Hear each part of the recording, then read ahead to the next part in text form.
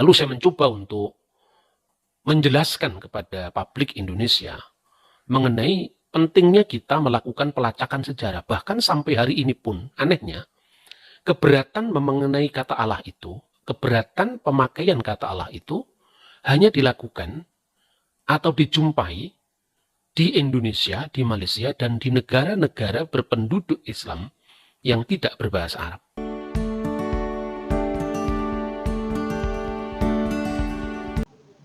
Shalom teman-teman yang diberkati oleh Tuhan kita Yesus Kristus.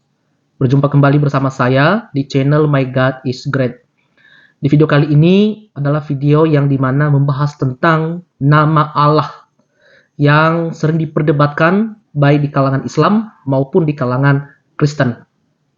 Mengapa banyak polemikus Islam selalu mengklaim bahwa orang Kristen telah mengkopi atau menjiplak nama Allah, dalam tanda kutip, sebutan Allah masuk ke dalam Bible. Apakah benar tuduhan demikian? Lalu mereka berkata, hilangkan nama Allah di dalam Alkitabmu, maka selesailah sudah perdebatan. Ini adalah sesuatu hal yang ngawur menurut saya di dalam memberikan pemahaman atau pengertian mengenai pemakaian nama Allah yang sedang marak akhir-akhir ini. Namun, satu hal yang tidak dipahami oleh orang-orang Islam, di mana mereka tidak belajar tentang histori, tentang pemakaian Allah. Sementara Islam itu lahir abad ke-7. Lalu bagaimana mungkin orang Kristen mengambil nama Allah yang dipakai oleh orang Islam, khususnya yang ada di Indonesia, di Malaysia, bahkan yang berpenduduk Islam yang tidak berbahasa Arab. Dan hal ini, Dr. Bambang Dursena memberikan penjelasan lebih detail sehubungan dengan perbedaan atau pengertian tentang history of Allah. Mari kita saksikan video berikut ini.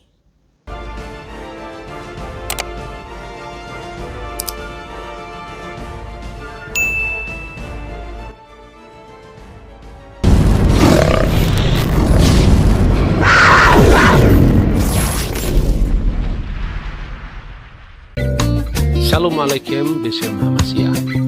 Dalam tayangan saya tentang The History of Allah, sejarah kata Allah, saya pernah menguraikan tentang asal istilah Allah itu berdasarkan temuan prasasti-prasasti berbahasa Arab sebelum zaman Islam. Dan yang menarik, istilah itu sudah dipakai di prasasti-prasasti yang ditemukan di wilayah Kristen, bahkan lengkap dengan tanda salib yang menandakan itu adalah prasasti Kristiani. Antara lain pada prasasti Umul Jimal yang kedua, itu di sekitar Yordania, dan prasasti Jabat pada tahun 512. Bukan hanya itu, ada nama-nama diri yang bisa dilacak, misalnya peserta konsili Efesus tahun 431 yang berasal dari Ilusa, namanya adalah Abdullah yang artinya hamba Allah. Lalu ada yang bertanya, bagaimanakah pemakaian istilah Allah itu di kalangan komunitas Kristen yang berbahasa Arab? Apakah sama persis dengan Islam ataukah tidak? Kadang-kadang pembaca kita di Indonesia sulit membedakan antara substansi dan simbol. Bahasa itu adalah simbol. Pemaknaannya yang lebih dipentingkan. Jadi istilah Allah memang bersama-sama dipakai dalam komunitas Islam maupun non-Islam. Di situ ada orang Yahudi dan orang Kristen dalam keberdampingan sejarahnya yang cukup panjang dengan Islam. Lalu saya mencoba untuk menjelaskan kepada publik Indonesia mengenai pentingnya kita melakukan pelacakan sejarah. Bahkan sampai hari ini pun, anehnya, keberatan mengenai kata Allah itu, keberatan pemakaian kata Allah itu hanya dilakukan atau dijumpai di Indonesia, di Malaysia, dan di negara-negara berpenduduk Islam yang tidak berbahasa Arab. Adalah sangat menarik di Yordania, di Mesir, di Syria, di Palestina, dan di negara-negara Arab yang lain. Itu malah tidak menjadi masalah. Nah, oleh karena itu sangat relevan saya kira kalau saya diminta untuk memberikan sekilas bagaimana pemakaian istilah Allah itu di lingkungan orang-orang Kristen secara khusus yang tentu itu bidang yang saya pahami. Dan untuk itu kita tidak hanya membaca Alkitab dalam terjemahan bahasa Arab. Misalnya yang paling populer itu adalah terjemahan Van Dyck Bible yang diterbitkan di Kairo, Alkitabul Muqaddas. Juga bisa dibandingkan dengan terjemahan Good News Arabic Bible yang diterbitkan oleh Darul Kitabil Muqaddas fi Syarq al-Awsat di Beirut, Lebanon. Nah, melalui teks-teks Alkitab bahasa Arab itu kita bisa mengetahui bagaimana pemakaian istilah Allah itu di lingkungan orang-orang Kristen yang berbahasa Arab. Bukan hanya Alkitab saya kira. Nama ini selalu bergaung di gereja-gereja Kristen sebelum maupun setelah zaman Islam, tentu dalam makna Kristiani bukan makna Islam. Orang Kristen memahami Allah itu adalah hakikat dari Sang Pencipta langit dan bumi yang di dalam bahasa teologis Kristen dipahami bersifat trinitaris, yaitu Bapa, Putra, dan Roh Kudus. Karena itu orang-orang Kristen selalu berdoa dengan mengucapkan Bismillah walibni warahil kudus al-ilahu wakid amin. Demi nama Bapa dan Putra dan Roh Kudus amin. Dan itu bisa dibaca di dalam liturgi-liturgi gereja, baik itu yang dipakai di gereja ortodok, misalnya ortodok Koptik, ortodok Syria, ortodok Yunani, maupun Katolik ritus Timur, ritus Katolik Maronit di Lebanon misalnya, atau Katolik Syria, atau Katolik Koptik, dan ini bukan hanya salah satu komunitas gereja saja. Maka begitu Anda membaca kitab suci Kristiani, yang untuk perjanjian lamanya itu sama dengan kitab suci orang Yahudi, yang dikenal dengan Tanakh, ya, Torah, Nebiim, Ketubim, yaitu Taurat, Nabi-Nabi, dan tulisan-tulisan suci yang lain. Kita akan membaca Sifro At-Takwin atau Sifro Takwin, kitab Kejadian. Di sana kita sudah membaca ayat yang berbunyi fil badi'i khalaqallahu samawati wal ard. Pada mulanya Allah menciptakan langit dan bumi, dan itu terjemahan dari Taurat yang aslinya bahasa Ibrani Bereshit bara Elohim et hasamayim ve'etsa aret. Nah, di dalam pendekatan dialog dengan saudara-saudara non-Kristen, saya selalu menekankan bagaimana terlepas dari banyaknya perbedaan, minimum kita masih bisa menemukan meeting point.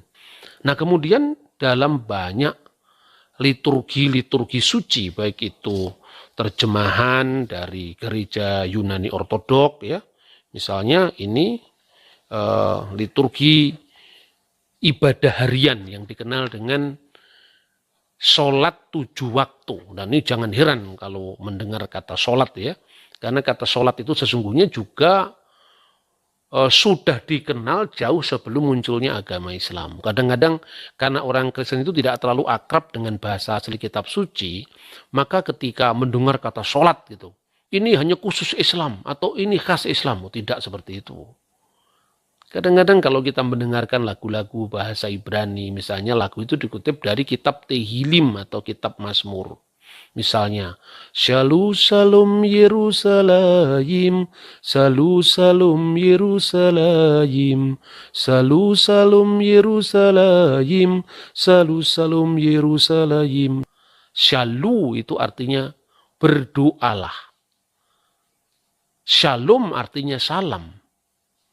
Yerusalem artinya kota Yerusalem. Berdoalah untuk shalomnya Yerusalem. As'alu salamata Ursalim. Bermohonlah, berdoalah untuk keselamatan, kesejahteraan, shalom, salama kota Yerusalem. Ini kan memiliki padanan yang sangat dekat dengan kata Arab yang juga dipakai oleh orang Muslim, yaitu sholat. Ya, meskipun tentu penggunaannya berbeda. Misalnya, itu contoh. Kalau ini tadi dari gereja Yunani Ortodok, Ini Al-Ajabiyah, kalau orang Koptik menyebut Al-Agabiyah. Juga ini adalah panduan sholat sehari semalam 7 waktu. Dan 7 waktu itu sudah dikenal jauh sebelum zaman Islam, dan itu adalah jam-jam sengsara dari Al-Masih. Dan kata sholat itu asalnya dari bahasa Suryani. Bahasa Suryani itu bahasa yang dipakai oleh Sayyidina Al-Masih, Yesus Kristus. Dan di dalam bahasa Suryani atau bahasa Siryak Aramaik itu disebut dengan idana silota. Waktu-waktu sholat atau waktu sembahyang, idana silota. Dan itu di dalam bahasa Arab diterjemahkan saat sholat. Dan itu ada dalam Alkitab, misalnya di Kisah Rasul pasal 3 ayat 1. Menjelang waktu sembahyang yaitu pukul 3 petang. Pukul 3 petang itu sebetulnya di dalam bahasa aslinya adalah jam ke-9. Karena itu waktu Yahudi. Jam pertama, jam ketiga, jam ke-6, jam ke-9. Dan itu selama sehari semalam itu 7 waktu. Nah di dalam gereja berbahasa Siriak, misalnya gereja Syria Ortodok misalnya. Ini juga ada satu panduan sembahyang 7 waktu yang judulnya adalah At-Tuhfatur Ruhiyah fi Sholati Fardiyah. Pahala-pahala rohani pada sholat fardu. Nah, kaget lagi. Kok ada sholat fardu? Fardu ain atau fardu kifayah? Nah, tentu bukan seperti itu. Kata fardu dalam bahasa teologis Islam itu dipahami sebagai fardu ain, fardu kifayah. Tapi bahasa Arab orang Kristen itu berjalan mengarungi sejarahnya sendiri yang tentu berbeda dengan bahasa Arab yang dipakai di lingkungan Islam. Kata fardiyah ini artinya kanonik. Jadi sholati fardiyah ya, at-tuhfatur ruhiyah fi sholati fardiyah, pahala-pahala rohani pada sholat fardu. Itu artinya the canonical prayer. Jadi doa-doa kanonik yang dikanonikkan yaitu 7 waktu tadi. Dan ini sudah ada dalam buku yang ditulis, ya, dikompilasikan itu pada tahun 189 Masehi. Kalau di gereja Koptik itu dalam dokumen yang disebut Koptik Didaskalia Apostolorum yang dikenal dalam terjemahan bahasa Arab yaitu Taklim Ar-Rusul, yaitu pengajaran rasul-rasul, atau di dalam bahasa Latin adalah Koptik Didaskalia Apostolorum, dan itu dikompilasikan tahun 189 pada waktu gereja ortodok Koptik itu patriarknya adalah Patriark Dimitrius yang pertama. Sementara di dalam bahasa Yunani kita juga mengenal Didaskalia Yunani yang dikompilasikan oleh Hippolytus dari Roma. Itu kira-kira tahun 215 Masehi. Dan siapakah Hippolytus? Hippolytus itu adalah muridnya Irenaeus dari Lyon. Irenaeus itu muridnya Polikarpus yang meninggal tahun 156 Masehi, dan Polikarpus itu adalah muridnya Yahya atau Yohanes atau Yohana bin Zebedius atau bin Zabdi yang termasuk ke-12 murid dari Al-Masih. Jadi masih memiliki kesinambungan apostolik yang bisa dipertanggungjawabkan. Nah, itu tadi pemakaian istilah Allah itu muncul di dalam semua buku liturgi dan kitab suci tadi. Misalnya yang paling terkenal di dalam kidung-kidung gereja itu adalah Trisagion.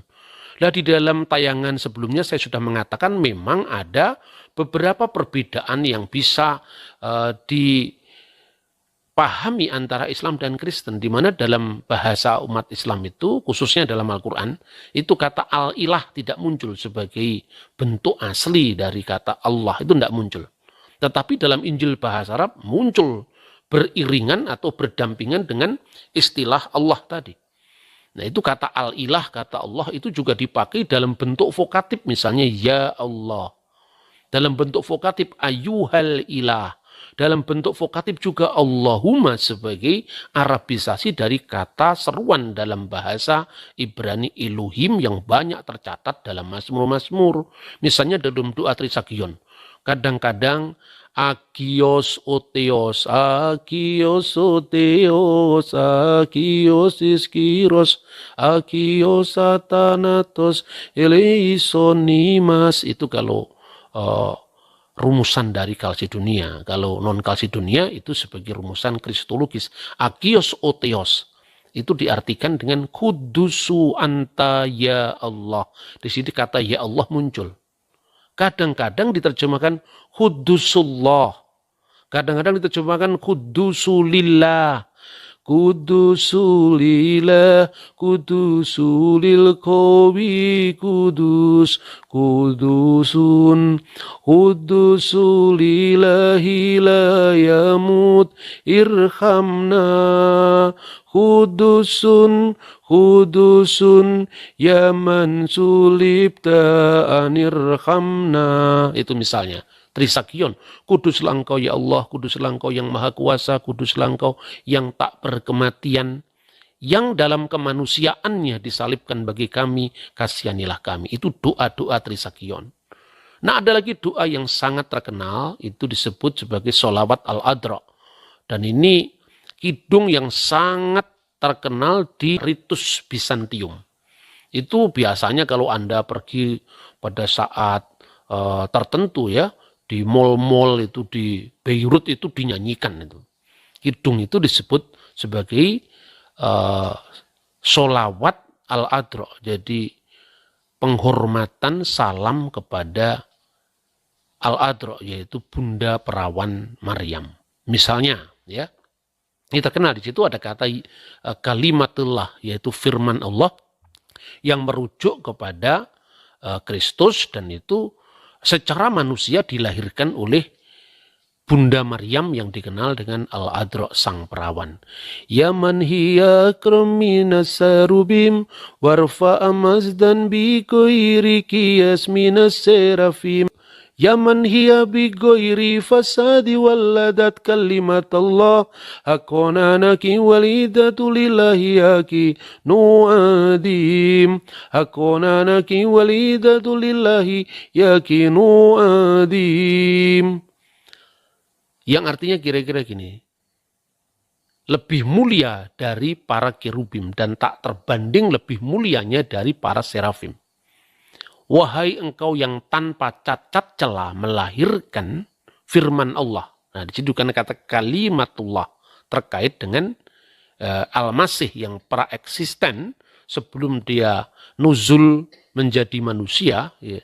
Seperti pengakuan iman nazala minas sama'i wa tajasada birrohil kudus wa min Maryam al-adra'i wa ta'anas. Turun dari surga dan menjadi manusia oleh kuasa roh kudus dan dari perawan Maryam. Itu Kristus adalah kalimatullah, firman Allah. Dan itu tampak dari kidung tadi dan merupakan rujukan langsung dari Injil Yuhana 1 ayat 1. Yang sangat terkenal sekali itu. Fil badi'il kanal kalimah wal kalimatu kana indallah wa kana kalimatullah. Pada mulanya adalah kalimah, firman. Dan firman itu bersama-sama dengan Allah dan firman itu adalah Allah. Jadi yang tak terbanding lebih mulianya dari para serafim. Wahai engkau yang tanpa cacat celah telah melahirkan firman Allah. Maksudnya melahirkan Sang Kristus. Sebagai firman Allah yang turun ke dunia melalui rahimnya Bunda Maria. Maka Yesus disebut sebagai buah rahim Maryam. Maka di dalam salam malaikat kepada Bunda Maria itu dikatakan dalam teks terjemahan bahasa Arab adalah Salamu alaiki ya Maryam al-adra mamtali'atan nikmatan ar-robbu ma'aki mubarakati anti finisai wa mubarakun samaratun barniki Yesu al-Masih. Itu jelas ada di dalam Injil Lukas. Salam bagimu wahai Maryam, yang diberkati Tuhan sertamu, terpujilah engkau di antara semua perempuan, dan terberkatilah buah rahimmu, yaitu Yesus. Ini pemakaian banyak vocabulary Arab, secara khusus istilah Allah, di dalam teks-teks liturgi dalam bahasa Qanun al-Iman. Itu adalah regula fide, dasar keimanan seluruh gereja sebelum skisma, sebelum perpecahan. Sebelum gereja kemudian terpecah-pecah menjadi Ortodok, Katolik, Protestan, dasar seluruh gereja semesta sebelum perpecahan itu adalah Kanun al-Iman atau Regula Fide yang ditetapkan khususnya di Majma' al-Maskuniyah fi Nikaya, yaitu Konsili Oikumenis di kota Nikia, dan yang kedua Konsili Oikumenis di Konstantinopel. Nah, ini setiap kali kita ibadah, baik itu ibadah liturgi suci, Qudas al-Ilahi, maupun itu adalah ibadah-ibadah harian yang tadi disebut dengan sholat tadi, sholat 7 waktu, selalu dibaca itu. Nah, bagian yang pertama itu begini, kalau di dalam terjemahan Koptik ya, diawali dengan bil haqiqati nu'min. Dengan sesungguhnya kami beriman, kami percaya bi ilahin wahid, kepada satu sembahan, kepada satu ilah. Allah, yaitu Allah. Al-Abu, sang Bapa, Tobit al-Kul, yang menguasai, yang mengendalikan, yang mengontrol segala sesuatu. Khaliqus sama'i wal ard, pencipta langit dan bumi. Kullu mayura wa ma layura, baik yang kelihatan maupun yang tidak kelihatan. Kalau kita perhatikan Kanun al-Iman ini semuanya bisa ditemukan rujukannya pada kitab suci, bukan hanya Injil tapi juga dalam Taurat, di dalam kitab Mazmur yang di kalangan orang Arab tertentu disebut Jabur, itu semuanya ada. Misalnya aku beriman kepada satu-satunya sembahan, satu-satunya ilah. Bukankah itu adalah Sema Yisrael Adonai Elohenu Adonai Echad. Dengarkanlah wahai orang Israel, Tuhan Allah yang kita sembah. Tuhan itu Echad, Tuhan itu Esa. Dan Yesus menyebutnya itu sebagai hukum yang paling utama. Nah, percaya kepada satu Allah, kepada satu-satunya sembahan, ilahin wahid bi ilahin wahid.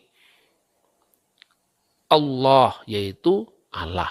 Bahwa Allah itu adalah satu-satunya ilah. Ini vocabulary Kristen. Sama sekali bukan merujuk kepada ajaran Islam. Ini vocabulary Kristen. Dan ungkapan itu berarti merujuk kepada Allah al-ilah. Satu-satunya sembahan itu identik dengan bi ilahin wahid. Yaitu percaya kepada ilah atau sembahan yang satu-satunya. Nah, sembahan yang satu-satunya itu ya al-ilah yang kemudian disingkat menjadi Allah, seperti al-unas menjadi an-nas. Maka di dalam Alkitab terjemahan bahasa Arab, Good News Arabic Bible yang diterbitkan di Beirut, 1 Korintus pasal 8 ayat 4 itu dalam terjemahan bahasa Arab adalah wa alla ilaha illallahul ahad. Dan tidak ada ilah yang lain kecuali Allah yang Maha Esa. Kenapa la ilaha illallah? Nah, itu memang terjemahan Alkitab dalam bahasa Arab, bukan karangan saya. Kalau Anda tidak percaya, langsung saja itu Anda hunting atau Anda cari, itu tulis saja Alkitabul Muqaddas, terbitan dari Darul Kitabil Muqaddas fi Syarqil Awsat di Beirut. Tulis saja di situ, akan ketemu langsung bahwa la ilaha illallah itu dijumpai dalam Alkitab terjemahan bahasa Arab sebagai terjemahan dari bahasa Yunani aslinya. Eudeis Theos Eimiheis. Ya, Eudeis Theos Eimiheis, atau menurut Textus Receptus Eudeis Theos Uteros Eimiheis diterjemahkan dengan la ilaha illallah al-ahad. Ini semua dari Alkitab. Makanya dikatakan aku percaya, sesungguhnya aku percaya kepada satu ilah, yaitu Allah Bapa. Nah, orang biasanya salah paham. Kenapa harus Bapa? Apakah Tuhan itu bergender laki-laki? Ini kelamin kata kalau di dalam bahasa Indonesia itu disebutnya, meskipun kita tidak mengenal itu ya. Di dalam bahasa Arab kan dikenal kalau bulan al-Qomaru itu laki-laki, bukan berarti benar-benar bulan itu laki-laki. Padahal kalau dalam bahasa Indonesia orang itu memuji istrinya, memuji kekasihnya, cantiknya seperti bulan. Jadi kalau di negara Arab bulan itu laki-laki, matahari Asyams itu justru perempuan, itu kelamin kata. Tidak ada artinya laki-laki beneran atau perempuan beneran. Nah, sekalipun mungkin bagi perasaan teologis orang muslim, kata Bapa untuk Allah itu dianggap tidak sesuai dengan akidah Islam, ya tentu dalam konteks dialog, sekalipun kita tidak dalam posisi meyakini, tetapi dialog yang sejati kita bisa memahami. Jadi artinya secara historical background, munculnya setiap agama itu kan selalu dia merupakan reaksi dari tantangan zaman pada masanya. Kenapa Islam sangat sensitif misalnya dengan kata anak bapa dalam kaitannya dengan Tuhan, karena penyembahan berhala pada masa sebelum Islam, di mana Allata, Usa dan Manat sebagai putri-putri dari Allah. Tetapi konteks seperti ini tidak dijumpai di dalam monoteisme Yahudi. Jadi ungkapan Tuhan sebagai Bapa itu tidak hanya ada di lingkungan Kristen. Orang Yahudi pun mengenal doa Avinu Seba Simayim, Bapa kami yang ada di surga. Nah, baru-baru ini ada temuan Laut Mati, The Dead Sea Scroll, itu salah satu naskahnya juga mengenal doa yang diawali dari Avinu Wimalkinu, Bapa kami dan Raja kami. Tentu Bapa di sini bukan kelaminnya laki-laki lalu punya istri supaya dia punya anak, bukan seperti itu. Itu pandangan yang sangat primitif saya kira. Maka disebut Allah yaitu Bapa. Dan ini dari kitab Perjanjian Baru. Misalnya falana ilahun wahidun, maka bagi kita hanya ada satu Allah, satu ilah, satu sembahan. Huwallah, yaitu Allah al-ab, Bapa. Minhu kulusain, alladzi minhu kulusain wa ilaihi narji'u, yang daripadanya berasal segala sesuatu dan kepada dia semua ciptaan itu akan kembali. Mirip dengan ungkapan inna lillahi wa inna ilaihi raji'un dalam Islam. Ini namanya memang serumpun bahasanya. Allah, Sang Bapa, yang Maha Kuasa, terjemahan dalam bahasa Arab yang lazim baik itu dalam kanun al-iman Koptik, Siriak, Yunani, tidak hanya gereja Ortodok, tapi juga gereja Katolik, Maronit, semuanya menerjemahkan Dobit al-Kul, yang mengendalikan, yang mengontrol, yang menguasai segala sesuatu. Itu terjemahan dari bahasa Yunani Pantokrator. Pantokrator itu yang mengendalikan, yang menguasai segala sesuatu, yang maha kuasa. Khaliqus sama'i wal ard, Khalik langit dan bumi. Dan itu jelas kitab Taurat diawali dari kata tadi yang saya baca. Fil badi'i khalaqallahu samawati wal ard. Pada mulanya Allah menciptakan langit dan bumi. Bahasa aslinya Beresit bara Elohim et hasamayim ve'etza aretz. Kemudian Khalik langit dan bumi. Kulu mayuro wa ma la yuro, yang kelihatan maupun yang tidak kelihatan. Itu sejajar dengan Kolose pasal 1 ayat 16. Jadi Tuhan itu tidak hanya pencipta kita yang seperti yang kelihatan, tapi juga sesuatu yang imaterial yang tidak kelihatan. Itu penegasan yang pertama dalam kanun al-iman, terjemahan bahasa Arab. Nah, melalui tayangan ini saya ingin memberikan contoh sebetulnya bahwa sekalipun Islam dan Kristen menggunakan banyak ungkapan yang sama, tapi tentu pemaknaannya berbeda. Tidak berarti kalau orang Kristen menggunakan kata Allah berarti konsepnya sama dengan Islam. Ya sama kalau kita di Indonesia mengenal Tuhan. Apa Tuhan dalam konsep Islam sama dengan Tuhan dalam konsep Hindu? Kan tidak. Tetapi sebetulnya Tuhan yang menciptakan alam semesta, langit, bumi, laut, dan seisinya, itu adalah Tuhan yang satu saja. Baik itu dipahami secara berbeda-beda oleh umatnya, Tuhan tidak akan bertambah dengan bertambahnya pemahaman itu. Makanya kadang-kadang orang belajar agama itu yang lengkap lah mas. Jangan hanya melulu pada teologinya sendiri, bahasanya sendiri, kemudian malah bahasa diidentikan dengan agama tertentu. Saya kira itu pola pikir ahistori. Orang sering bertanya, kalau di Kristen disebut Allah, di Islam disebut Allah, ini Tuhannya siapa? Sejak kapan kata Allah dikaitkan dengan Tuhannya agama tertentu? Cobalah baca sejarah Arab sebelum zaman Islam. Cobalah pakai sumber-sumber Islam sendiri. Misalnya nggak usahlah pakai sumber-sumber Kristen ya atau sumber-sumber non-Islam. Pakai sumber Islam sendiri. Bahwa nama Allah itu muncul tidak hanya di masjid, tapi juga di sinagog-sinagog, di gereja-gereja, itu tercatat dalam Al-Quran. Artinya apa? Al-Quran sendiri menyaksikan bahwa istilah Allah itu sudah dipakai di lingkungan Yahudi, di lingkungan Kristen, dan kemudian diteruskan, dilanjutkan oleh Islam. Betapapun ada perbedaan dalam pemahaman. Kalau ada 3 pemahaman tentang Diponegoro, bukan harus mencari Diponegoro yang lain. Lain secara konseptual iya. Diponegoro itu di mata pemerintah Belanda pengkhianat. Diponegoro di mata kita itu adalah pahlawan. Diponegoro di kalangan aristokrasi atau para aristokrat Keraton Yogyakarta, orang yang baik yang berjuang tidak pada saat yang tepat. Nah, mana Diponegoro yang Anda pilih? Saya memilih Diponegoro seorang pahlawan. Tetapi bukan berarti ada orang lain yang juga namanya Diponegoro dan pengkhianat, tetapi itu bukan Diponegoro yang pahlawan itu. Perbedaan konsep itu tidak harus kemudian mematahkan ketajaman kita terhadap fakta sejarah. Kiranya tayangan ini memberkati semua pihak yang ingin mencari kebenaran dengan tulus hati. Tuhan kiranya beserta dengan saudara-saudara. Shalom alaihim, Beshem Hamasiah.